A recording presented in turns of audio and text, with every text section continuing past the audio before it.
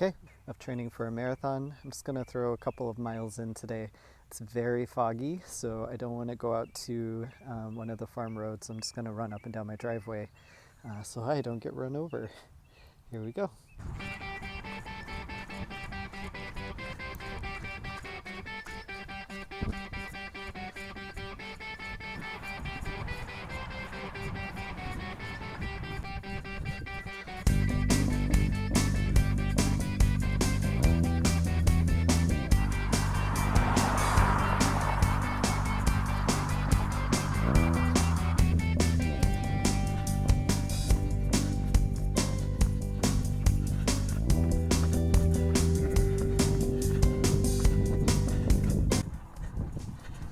So I've been thinking a lot about how trans people are pretty systematically not believed about who it is that we are, who we say we are, and actually are. The things that we care about, the things that we experience. You know, so often we run into barriers with governments, with institutions, with employers, with healthcare providers that come from a place of not believing trans people when we say that we've experienced harm, or, you know, even just that we are who we say we are. And what I hear a lot when I'm training cisgender people, that is people who are not transgender, is, well, you know, I'm willing to humor you, right? To say, well, if you say that you're male, you know, I'll use male pronouns for you, but it's not because they believe me. It's not because they think that I know myself well enough to know who I am and to acknowledge who I am, right? There's a difference. It's like if somebody said that they see everything in shades of purple, you're not able to enter their optic nerve system to see exactly what it is they see. So how do you ever really know? But maybe you don't entirely believe them because you can't know for yourself. You can't know with your own eyes and with your own mind and with your own body what it feels like to see everything in purple. Well, for cisgender people, may not really ever know what it means to be trans because they don't have that experience themselves. But how do we bridge the divide between cisgender people who have exponentially more power and authority in this world than trans people? How do we bridge the gap from lack of personal experience and understanding to respect and acknowledgement and celebration of trans experiences?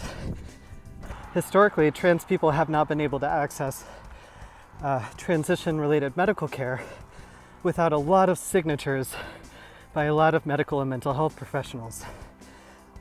And the folks who created that system of checks and balances are cisgender people. And in the minds of cisgender people, the idea was, well, let's make sure this person is really sure about what they know themselves to be true. If you were assigned female at birth and you identify as a woman, there is no one along the way, not a single person who sits down with you, a mental health provider or a medical professional, who says, now, are you sure that you identify as a woman? Are you sure you're a woman? Can you show me proof of some kind that you are in fact a woman? Can you have other people verify and validate the fact that you're a woman, right? Nobody ever does that. But they do that for trans people all the time.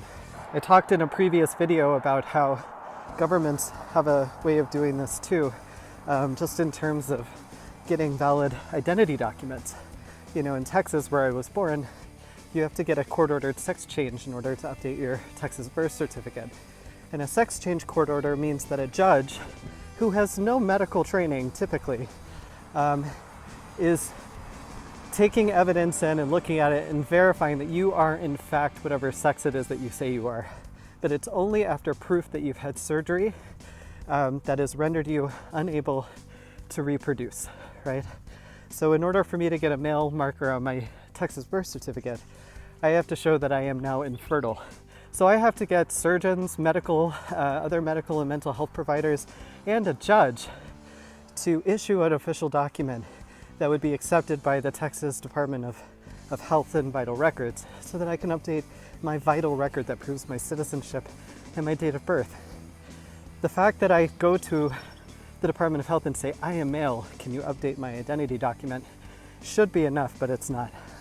The amount of hoops that I have to jump through to do that is extraordinary and extremely problematic, especially from a reproductive justice standpoint, where we say that trans people have to be infertile in order to be valid. That's really messed up. Like zooming in from an institutional level down to sort of on a day-to-day basis, trans people in places of employment, in places of public accommodations like restaurants and grocery stores and movie theaters and places where life happens in public, we are constantly scrutinized about whether or not we're in the right place. Are you using the right restroom? Are you using the right locker room? Are you allowed to wear those clothes? Should you be part of women's only groups or men's only groups? There's this constant scrutiny about, are we really who we say we are? What do we have to do? What hoops do we have to jump through to prove that we are who we say we are? And who sets those rules of proof? Well, I'll tell you, it's cisgender people. So my question for the day is a little abstract, I guess. But my question for the day is, what could a future look like where we don't scrutinize trans people when they tell us who it is they say they are and what it is they experience in the world? What if we approached it from the framework of believing people? What if we approached it from the framework of assuming somebody is credible, assuming somebody knows themselves and knows their own experience, and when they communicate it to us, we just hear it, and we don't hear it through a lens of disbelief? And I think to get to that question, we have to really ask ourselves, what is it that we're holding on to so tightly that we feel the need to put all these barriers in place for trans folks? What is it we're worried about losing if we let trans people just be who we are and self-attest to that? To me, it would be radically different.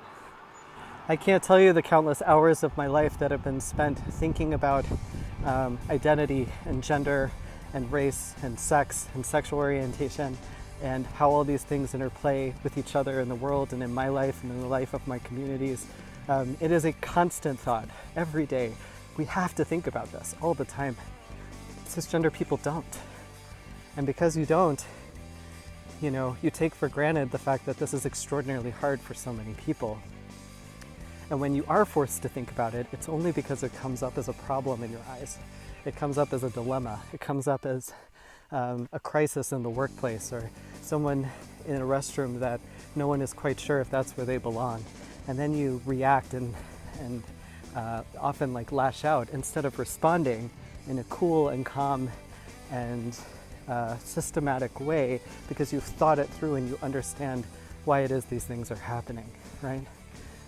So as trans people, we really need cisgender people to take the time and do the work and think about these things, not just for us, but for yourself, right?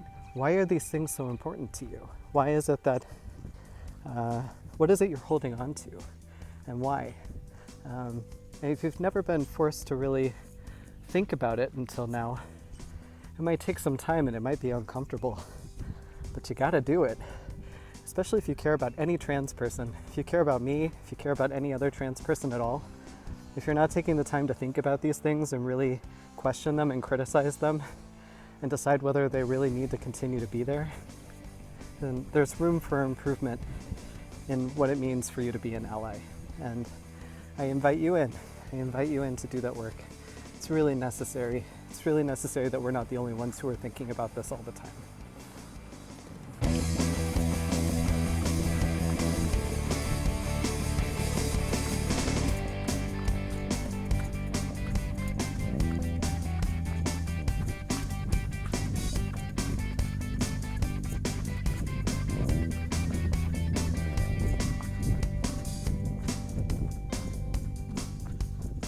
Thanks for joining me for this run today. I hope you have a wonderful weekend. Just consider pledging to this endeavor that I'm on to raise money for trans folks, both for the Marsha P. Johnson Institute and the Trans Justice Funding Project.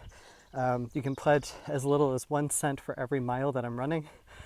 So at this point, you could be chipping in 24 cents. That's not bad, right? You could do that. Every cent counts, and I appreciate the ongoing support, and I will see you tomorrow. All right, bye everybody.